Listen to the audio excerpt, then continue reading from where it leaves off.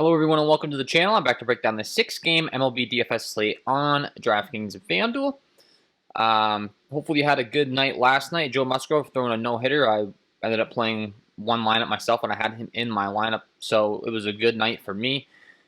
And we're going to go ahead and start continuing to break down this one today. We got a lot of pitchers that are looking not so hot, so there are going to be a lot of bats to choose from, and then we'll break down the pitching and stuff as always.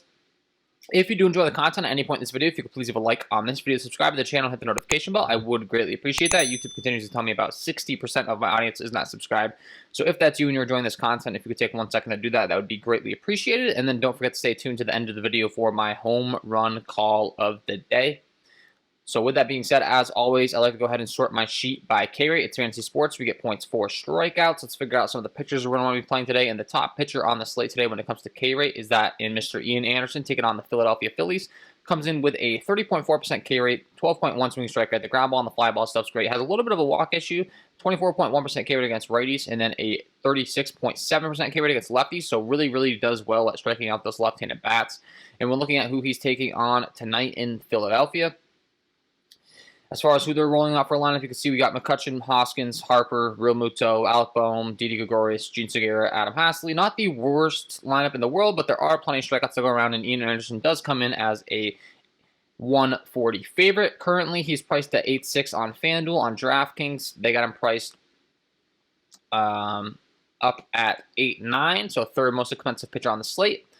So, could definitely be looking to him. Second pitcher on the slate is a guy that I'm definitely going to want to break down, in Chris Paddock, taking on the same Texas Rangers team that we just saw Joe Musgrove with no-hit last night.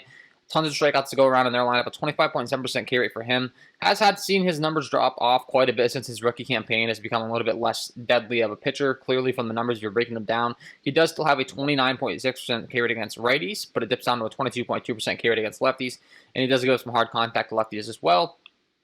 But we do know that these Texas Rangers do have plenty of strikeouts to go around in their lineup, and they're a good team to target. A 3.87 implied run total. Chris Paddock comes in as a 180 favorite. And looking at their lineup, there's plenty of strikeouts. We got David Dahl, Joey Gallo, Nate Lowe, Nick Solak, Ronald Guzman. All these guys are sluggers. They can strike out a ton. You can make an argument to stack up those left-handed bats as well against Chris Paddock. Maybe not a bad idea after them getting no-hit last night. There could be some recency bias, so that's a possibility. But specifically, there is a huge price disparity on Chris Paddock when it comes to the website. He's only priced at 6.9 on FanDuel. If you go over to DraftKings, he's priced up to 9.2. So I have a lot of interest in Chris Paddock over on FanDuel, where that's just way too cheap. That's a big misprice in my opinion. So definitely going to be playing him over on FanDuel. Next on the list, we got Julio Yurious taking on the Washington Nationals. Comes in with a 23.7% K rate, 13% swinging strike rate. The ground ball and fly ball stuff's less than impressive. Against righties, though, he does a great job keeping the ball on the ground with hard contact, the wOBA, and all that stuff. A 22.3% K rate.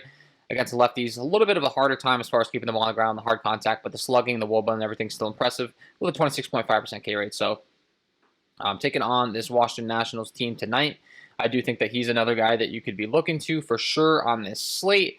There are no Vegas lines released, but I'm sure he's going to be a very heavy favorite pitching for these Los Angeles Dodgers in LA, taking on Austin Vaught. I'm sure he'll be a very heavy favorite, so that could add on to the appeal of him. He is priced up $10K on FanDuel and $9.5 on DraftKings, the most expensive option on the slate. But he is definitely a viable option, and that's when things start to get a little bit ugly after him, because from there on out, honestly, the pitching on this slate is real ugly. I mean, you got Steven Matz taking on the Los Angeles Angels. He's probably the next guy I'd be looking to. Riley Smith taking on Cincinnati, not really all too interested in him. We're only dealing with a 23 innings pitched sample size. He has looked really good as far as like hard contact and all that stuff's concerned. He does have a 37.9% K against lefties, but we're dealing with only 23 innings pitched. Kind of tough to build off that if you're really trying to go there for him. I mean, 1.93 ERA, that's great and everything, but small sample size. Same applies to Bruce Zimmerman as well on the list. You got Garrett Richards taking on Baltimore, which you could argue he's a viable option just because Baltimore does strike out a lot. And Jeff Hoffman taking on Arizona. Same rule applies to kind of both of these guys in this range, I guess, just based upon their opponent. I mean, sure, you could be playing them. They're the next guys I'd be looking to. Like Eflin, Wyles, and Quintana are a little bit more scary on that forefront as far as their opponent's concerned. But Garrett Richards and Jeff Hoffman across the board, their numbers are really bad. So, you could be going to them, but like I said, after Julio Yurious pitching dips off real quick, you could go to a Steven Matz, 23.1% K rate, a 23% K rate against righties, and then a 23.8% K rate against lefties. And he's probably the most proven good pitcher on the slate, but the problem is he's taking on the Angels, a team that really doesn't strike out a bunch. So whether you really want to be playing him, and especially considering the Angels have a 5.3 implied run total, it's another 11 total in the Toronto Blue Jays' new, spring training-like field. It's going to be a very friendly hitting environment. So I'm really looking to lock in on my core as far as pitching is concerned on this slate, and kind of lock in on those guys that we discussed. I mean, I have no issues with you going to like a Zach Eflin in tournaments. The Atlanta Braves have been striking out a lot to start out the season. So I do think that he's very viable in tournaments. He's priced at 9.6 on FanDuel. Over on DraftKings, they got him priced at 8.3. So keep that in mind. Also, DraftKings is listing Patrick Corbin as Washington's probable starter for some reason. He could start Saturday. He's been cleared from the COVID list. So that could throw a little bit of a wrench in our breakdown here. Patrick Corbin, I mean, unfortunately, we don't have that news yet. If he does start, that's a whole different arm. Obviously, taking on the Los Angeles Dodgers, we're going to have a lot less interest in them. And we could possibly play Patrick Corbin. So, yeah, keep an eye on that one. We're going to break it down as if Vaught is still the starter here for now, just because we're dealing with, the COVID-19 list and things can get a little dicey there. So, but that's the only thing that's a little bit up in the air right now as far as questions. Sure, you can play Patrick Corbin. We know what he's capable of. He has a high K rate, but he is going to take on the Los Angeles Dodgers, who are a very good offense. So I tend to think that's probably just going to make it to where we're not all too interested in these Dodgers bats if he does start, and we're not really interested in pitching him either. So that would be my breakdown there if he indeed becomes the starter. But overall, looking to play Ian Anderson, Chris Paddock, Julio Yurious, Steven Matz.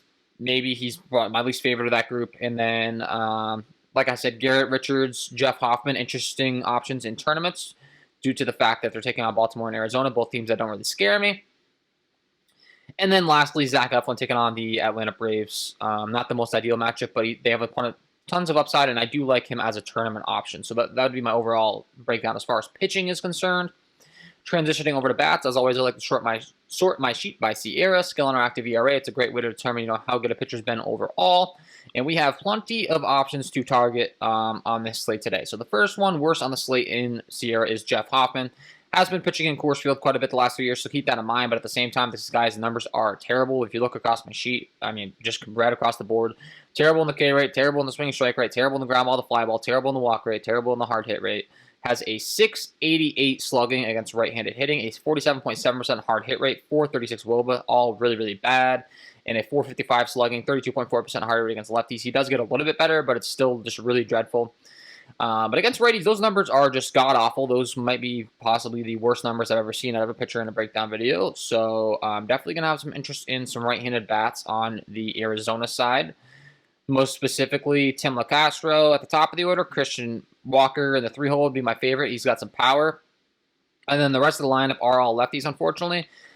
But as mentioned, it's not like Jeff Hoffman's really good against lefties either.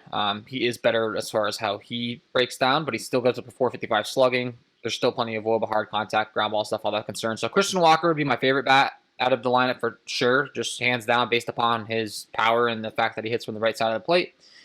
And then you got Cole Calhoun, David Peralta, Asdrubal Cabrera, Eduardo Escobar. I'd really be locking in on that range, like that 2 through 6 range or so.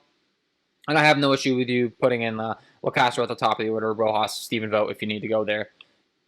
Over on DraftKings, you got to play a catcher, throw him in your stack and feel pretty good about that. So definitely going to have some interest in some Arizona bats.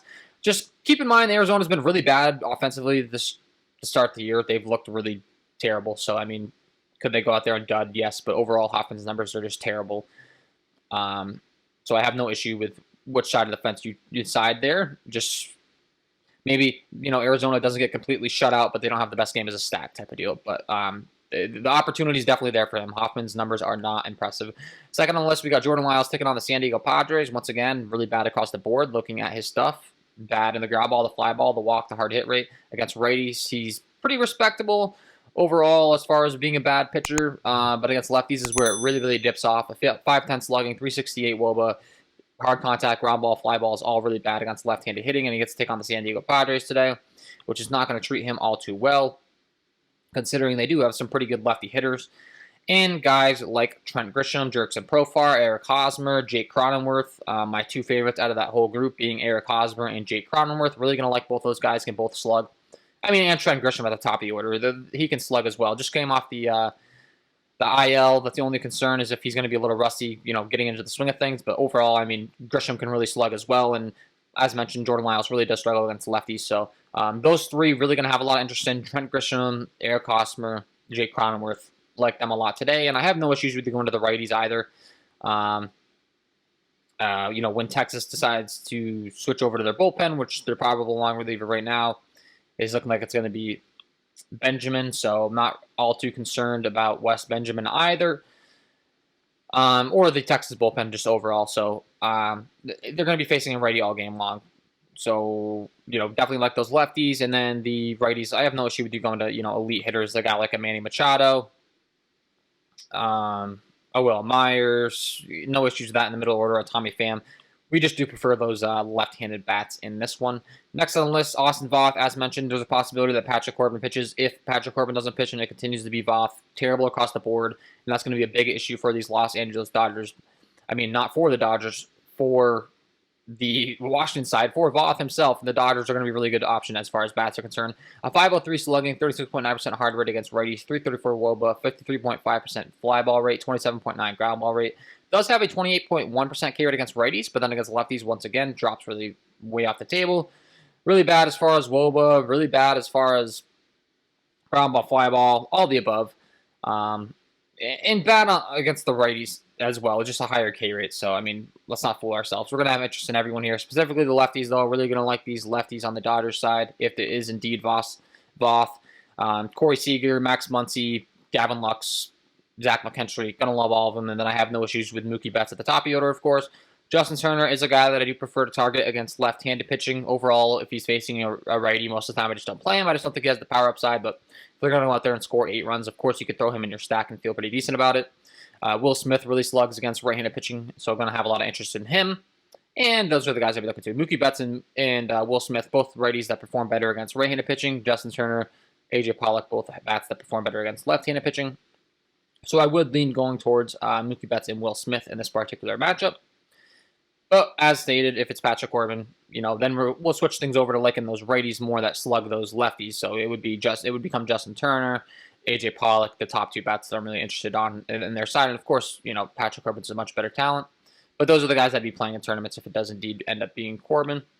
Garrett Richards taking on the Baltimore Orioles. I mentioned maybe playing him as an option, but you can also definitely stack against him. Not good numbers across the board. Ground ball, fly ball rate, terrible. Hard contact rate's terrible. 442 slugging, up to right-handed hitting, not good. 319 WOBA, 37.6% fly ball rate, 22.4% K rate. It's not really striking out a lot of people. And then once again against lefties, it gets even worse. So, I mean, as we're going down this list here of these guys, I mean, Jordan Lyles, Austin Vaught, Garrett Richards, soon to be Zach Eflin, who I'm going to discuss next. Going to have a lot of splits issues and a lot of lefties that we're going to really want to be targeting. Not that Garrett Richards is really good against the righties either. But in particular, these lefty Baltimore bats could really do some damage here. Cedric Mullins, Anthony Santander, Rio Ruiz, Freddie Galvis, DJ Stewart. I'm actually really excited if he's in the lineup in Francisco. DJ Stewart's got plenty of power. He's going to be a great option. Francisco has plenty of power as a catcher. I mean, I have definitely some interest in this Orioles stack, and they're going to be lower owned because they're the Orioles, and people don't like stacking the Orioles. And then as far as their numbers against righties and stuff, or, Richards' numbers against righties, it's less than impressive as well. So no issues with a full stack here either. Doesn't scare me against righties. Definitely doesn't scare me against lefties. Zach Eflin taking on Atlanta. Going to definitely like the lefties here. If you've been playing DFS for a while, we know Zach Eflin's issues against left-handed hitting. Against righties, he is good. He has a 21.6% K rate, great ground ball, fly ball stuff. Not really wanting to target him with the righties, but the lefty, Zach Eflin, is terrible. A 515 slugging, 359 WOBA. Really struggles with hitters from the left side of the plate, and of course that's going to immediately make us have some interest in Mr. Freddie Freeman. Freddie Freeman, the guy I like to call Free Money Freddie. and he is in a great spot today. Definitely going to be really liking Freddie Freeman, Ozzie Albies. Marcell Ozuna's expected to possibly be back in the lineup, so that's exciting. But as I stated, we're really looking to target the lefties, and there's not a lot of lefties on the Atlanta side, so that's where you can make an argument for Zach Eflin, who I had mentioned you can pitch in tournaments. A 21.6% K rate against righties, and some righties that have been striking out pretty frequently for the Atlanta side early on. So I have no issues with you playing Zach Eflin for sure, but I'm definitely going to have a lot of interest in Freddie Freeman specifically, and then Ozzie Albies as well in the 2-hole, hitting from the left side of the plate. Love those guys in this one. And then that's when the pitching starts to get a little better on the slate once we get past him. But overall, breaking down these splits as far as who we're looking to target in this one, Steven Matz and Jose Quintana, both left-handed pitchers that can give it up hard contact-wise, as well as Bruce Zimmerman, I'm sorry, from the right-handed side of the plate. As far as lefties are concerned, any more bats that we're looking to target, it's really just Steven Matz who can struggle overall with hard contact. And then you can play some Texas bats against Chris Paddock. So Quintana and Steven Matz, we can kind of talk about both of their opponents in one. They're in the same game, Toronto and the Los Angeles Angels. As far as who we're looking to in this one, it is an 11 implied total. And we're going to want to play the righties that rake left-handed pitching, of course. So that's going to be on the Angels side, David Fletcher, Mike Trout, Anthony Rendon. Really like Anthony Rendon at 3.5. He rakes lefties. Justin Upton rakes lefties. Albert Pujols. So that range right there. Kurt Suzuki can hold his own in the catcher spot, and Jose Iglesias as well. So kind of the whole lineup outside of Ohtani, you could have interest in, to be honest. And Dexter Fowler at the bottom of the order, not going to have a ton of interest in him. He did get hurt last time out, I believe, though, so I think there's going to be someone else in the lineup. It'd be interesting to see who fills in for him, possibly a lefty master. And then on the Toronto side, they have plenty of guys that rake lefties as well. Marcus Semien, Randall Grichuk, Bo Bichette, Vladimir Guerrero Jr., Lourdes Gurriel got pulled early last night, so keep an eye on that one. Then you got Jonathan Davis and Dana Jansen at the bottom of the order. Specifically, the top of the order for Toronto, they really just do well against left-handed pitching, so have some interest there. And then, as mentioned, if I'm picking one last stack to talk about before I let you guys go and I give you my home run call of the night, Chris Paddock taking on the Texas Rangers. I'm going to have a lot of interest in pitching Chris Paddock. But as far as bats we're looking to target, can definitely be playing some left-handed bats against him in this one with a 440 slugging, a 39.5% hard hit rate. A guy like a Joey Gallo, a Ronald Guzman, a Nate Lowe, David Dahl. Those lefties have no issues with you stacking them up if you want to go that route. They did just get no hit last night. I think it could be a contrarian play that could pay off for you in tournaments. No one's going to own them. They only have a 3.87 implied run total. And you could be playing those guys. I mean, personally, I'm going to have a lot of interest in pitching Chris Paddock. I had already mentioned that, but maybe he gives up, a few solo shots. And we are playing daily fantasy sports, so, you're going to get quite a few points for those home runs. And with that being said, that's my overall breakdown of this slate today. Before I let you guys go, I got to give you my home run call of the day. Let's get into it. And my home run call of the day today is going to be Anthony Rendon taking on Steven Matz, the left-handed pitcher. I mentioned his hard contact issues against right-handed hitting. A 339 WOBA against righties, 37% hard hit rate, and a 493 slugging given up to hitters from the right-handed side of the plate. And more specifically, Anthony Rendon just absolutely rakes lefties. Breaking down what Steven Matz throws and how he grades out, Matz will go to that sinker about 55% of the time. Anthony Rendon features a 517 ISO with a 615 WOBA against that pitch. He'll go to the changeup as a secondary pitch, and then the curveball. Break down how Rendon fares against those pitches. A 222 ISO against the changeup with a 373 WOBA. If he decides to go to the curveball, Anthony Rendon absolutely crushes that pitch as well off lefties. A 400 ISO with a 370 WOBA. Love Anthony Rendon in this spot. Great low ball hitter, and with what Steven Matz throws, I think he's going to be in trouble facing Rendon tonight. Anthony Rendon is my home run call of the night. So there you have it, guys. Anthony Rendon, get him in your lineups, and that is all for me in this one. If you did enjoy the content, if you could please leave a like on this video, subscribe to the channel, hit the notification bell, I would greatly appreciate that. And then don't forget to check out my KJK DFS MLB package, link below in the description. If you're getting really serious about MLB DFS playing every night in and night out, you get access to all my sheets, my cheat sheet, my power rankings, all of the above. I think it's going to help you become very profitable during this MLB season, so check that out. I wish you guys all the best of luck tonight, and we will see you in the next one.